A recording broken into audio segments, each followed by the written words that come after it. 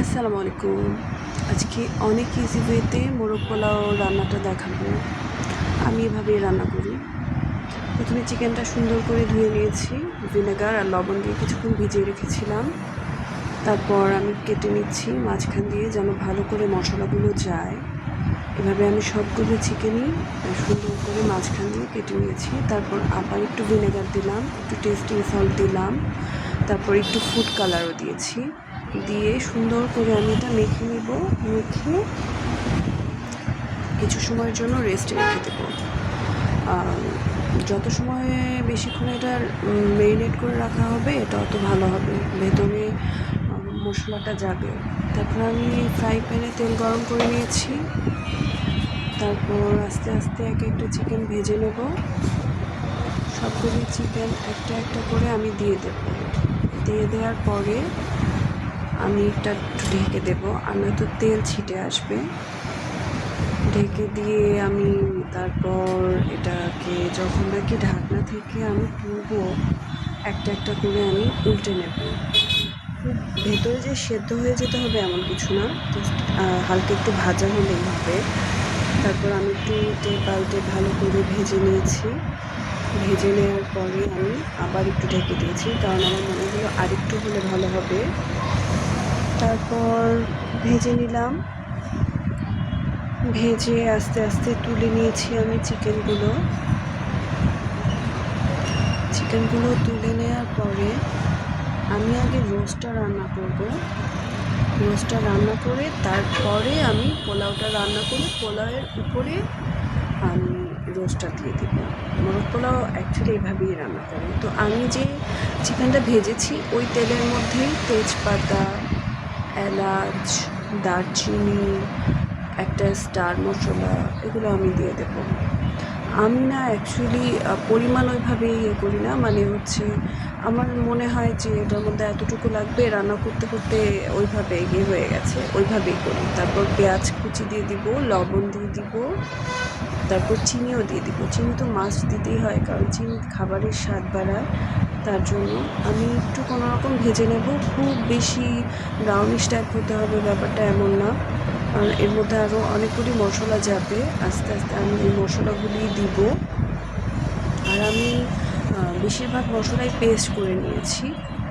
যেমন হচ্ছে আমি এখানে যে এটা পেঁয়াজ ব্লেন্ড করে রেখেছিলাম, সাথে কাঁচামরিচ দিয়ে ওইটা দিলাম। তারপর জায়ফল, জয়ত্রী, এটাও আমি পেস্ট করে নিয়েছিলাম, ওইটা দিলাম। একটু বাদাম দিলাম, এটা হচ্ছে চীনা বাদাম, কাজু বাদাম, পেস্তা বাদাম, সবগুলো বাদাম একসাথে। তারপর আমি কিছুক্ষণ এটা নাড়াচাড়া করে দেবো। আর মশলাটা যত ভালো করে কষানো হবে বাদামের স্মেলটাও কিন্তু থাকবে না। আমার তো দেখা যায় কি, মশলা কষানো যদি ঠিকমতো না হয় বাদামের স্মেলটা থাকে। তারপর আমি আদা রসুনের পেস্টও দিয়ে দিলাম। এখানে এটা দিয়ে দিলাম শাহি জিরার পাউডার। তারপরে এই যে আমার চিকেনগুলো এখানে, আর একটু মরিচের গুঁড়ো দিয়ে দিবেন। আর এটা হচ্ছে আমার হাতে বানানো টমেটো সস, এটা আমি বানিয়েছি। তারপর আমি কিছুক্ষণ ভালো করে মশলাটা কষাবো। পানি দিয়েছি অবশ্যই, কারণ পানি না দিলে মশলা কষানো হবে না। তারপর আস্তে আস্তে চিকেনগুলো দিয়ে দেব। চিকেনগুলো এখন এর মধ্যেই সেদ্ধ হয়ে যেতে হবে 70%। 70% না, আসলে 80%, মানে মশলা এর মধ্যে সেদ্ধ হয়ে যাওয়াটাই ভালো। তারপরে এই যে পানি দিয়ে এখন কিন্তু এটা রোস্টই হয়ে গেছে। এটা যদি আমি নামিয়ে আলাদা করে পোলাওয়ের সাথেও সার্ভ করি, এটা কিন্তু রোস্ট পারফেক্ট একদম। জাস্ট আরেকটু ঝোলটা যদি টানিয়ে নিই তাহলে পুরোপুরি রোস্ট হয়ে যাবে।